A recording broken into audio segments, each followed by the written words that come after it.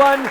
Welcome to another edition of the Gringo Show. Glad to have you back with us. A lot of news happening this week, so let's get right to it. This week marked the anniversary of that dark night where 43 students were abducted in the Guerrero city of Iguala, in which 40 are still missing.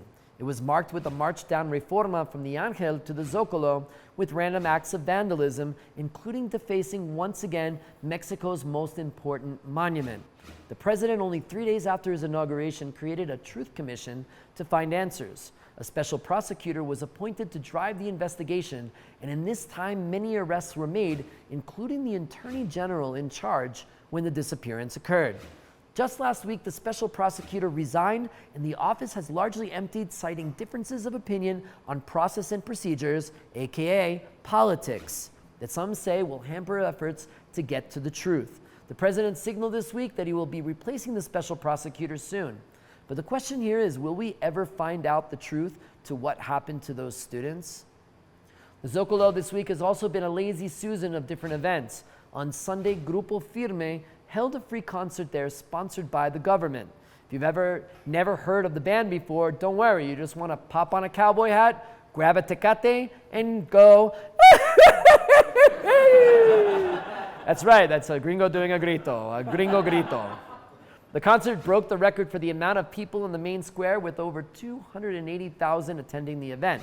That's almost as much as in a single metro station during rush hour. It got so crowded, head of Mexico city government, Claudia Sheinbaum, got into Twitter to tell people to go home and watch it on their phones instead, because people were watching Twitters on their phones while they were in that crazy Zocalo, right? But it seemed like it was too late. AMLO said he watched it from the National Palace through a window, and he was like, "Bájenle al volumen. Estoy viendo 100 mexicanos dijeron." There was a bit of controversy as there were random instances of violence in the square with that many people there, and as well the type of band and music that was being sung. With all the concern about the rights of women in the country, I will now translate for you in a poem the lyrics of one of their most popular songs, Ya Superarme, or Get Over Me. Now, get over me, because I already forgot you. I'm so happy without you, and you should do it too. This story was deleted, and I'm not going to write it again. Now, get over me, lady. Stop speaking ill of me. You have to know how to lose, just like you know how to lie. I've already changed my heart, and you don't get to go back there. Thank you. Thank you. In other news, this week the British pound sterling dropped to its lowest point in recent history at 1.08 to the dollar. The euro is also almost 1-to-1 with the dollar, signs that the currency is strong. And one would think that that would result in a weaker peso. But that has not happened. The peso has hovered around 20 since a bit after the start of the pandemic. This is because the Mexican central bank has kept very tight controls on monetary policy, raising interest rates and restricting capital to keep it stable. I told the government that I had this great idea to open a taqueria, and they said, no, you can't have it. That's sort of good, because my recent love for Costos de Pastor, I would have ate all the profits, and of course I would have caused the rise in my peso. All right, if you thought that joke was bad, I want you to try to make joke about monetary policy. It just can't happen. The permanent revocation of daylight savings time moved through committees and is ready for a full vote of the Mexican Congress.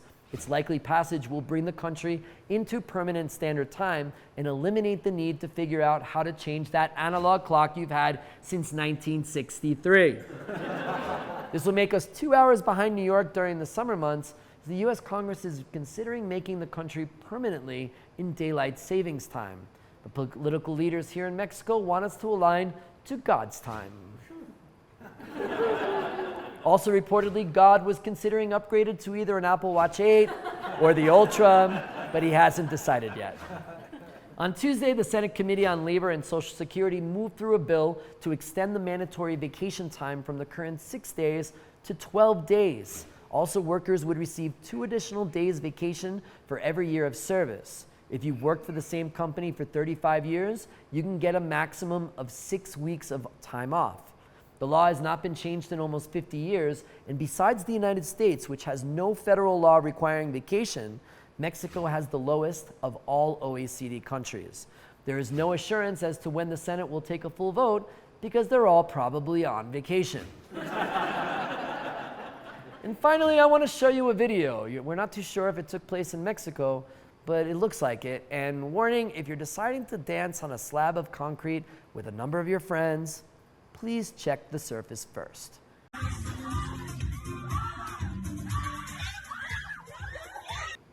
That does it for this edition of The Gringo Show. Thanks for staying with us. If you've enjoyed the show, please make sure you like us on Facebook or YouTube. We read the papers, watch the news, and scroll through social media to share with you what's happening right here in Mexico so you don't have to.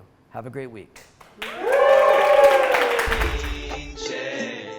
Gringo, Mexico is laughing thanks to you.